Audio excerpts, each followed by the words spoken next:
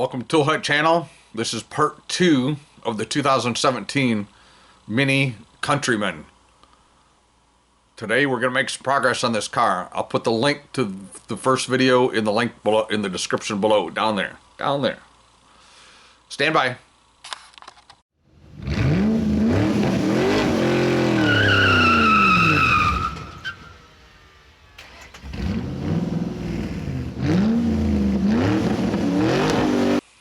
Hello, Sam from Tool Hut. Welcome to part 2 of the Mini Countryman. In the first video, we determined that it needed a body domain controller. The body domain controller was replaced, and you saw that we didn't have any communication with a whole bunch of modules. So we did try a procedure in the ISTA software where it's called before removing the module. It's supposed to extract the information out of the module. You replace the body domain controller, and then it's supposed to put the information back in the body domain controller. It did not work. We tried it several times, several different ways. Key on, key off. Tried leaving the ICOM Next powered up. Just different things, trying to see if we could get it to work. It's my understanding it's a glitch in the ISTA software. Maybe they'll have it fixed someday. Right now it doesn't work. Anyway, as a result of that, we had to send an email to BMW TIS. TIS sent us back what they call a vehicle order for this body domain controller. We programmed the body domain controller. I thought I had a video of it. I do not. So, as a result, at the beginning of this video, we're actually programming some additional modules that were replaced, and as a result of that, we have a whole bunch of modules on the cart need to be programmed now. Because if you're familiar with BMW, you can't program a lot of modules until all of the modules communicate.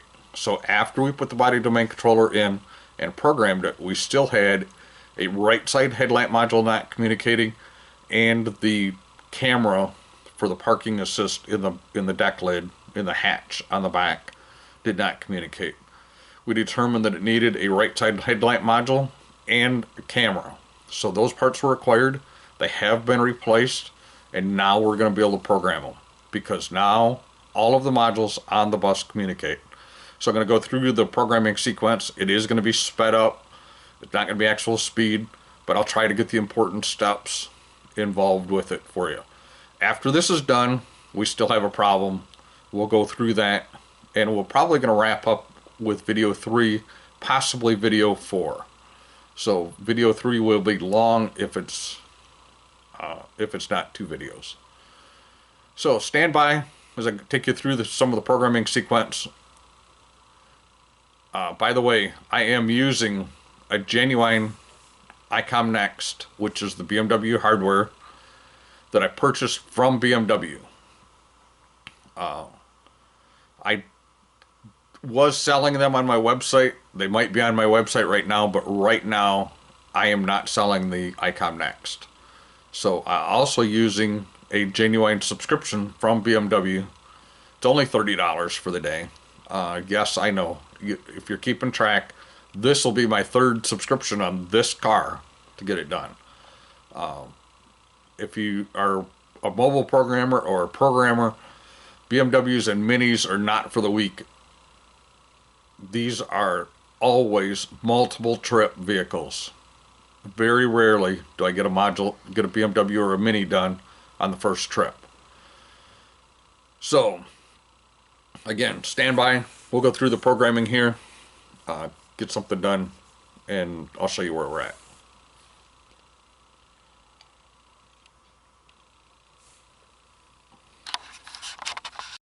Okay, we're on location at American Auto Works in lovely Burton, Michigan.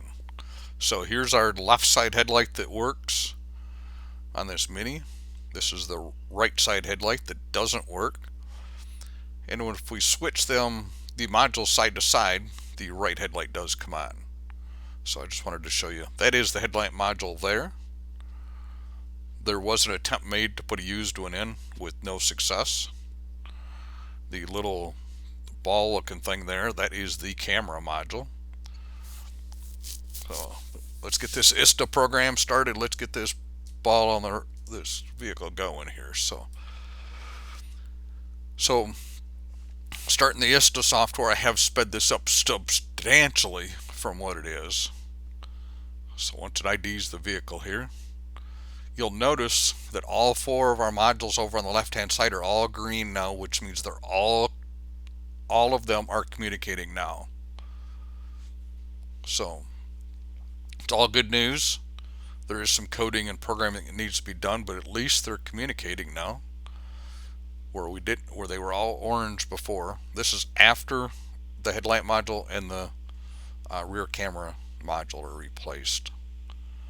So the ISTA software does a function where it has to calculate kind of they call it a measures plan. It goes through a process here of calculating a measures plan. That's a list of all the modules that need to be programmed. And I'm essentially just going to tell it, let's do it. Let's move on. So it is going to calculate it's already calculated the measures plan, and now it's going to download the software into each module. This is where the ICOM is separated from the J boxes, because I can program 3 or 4 modules at a time, where the J box is going to program 1. And that's one of the reasons that the failure rate on the J box is so high on BMWs and Minis, especially on the newer vehicles. This is the type of car that convinced me to buy an ICOM next. Not exactly the same car, but kind of the same car. So it's downloading the software right now. I am in a wireless connection. I'll show you in the next video what I decide to go to here. So it's downloading software here. I did skip a part that it wasn't doing a whole lot other than downloading software, so I wanted you to see what it looks like when it's downloading software. That is the camera module that it's programming right there.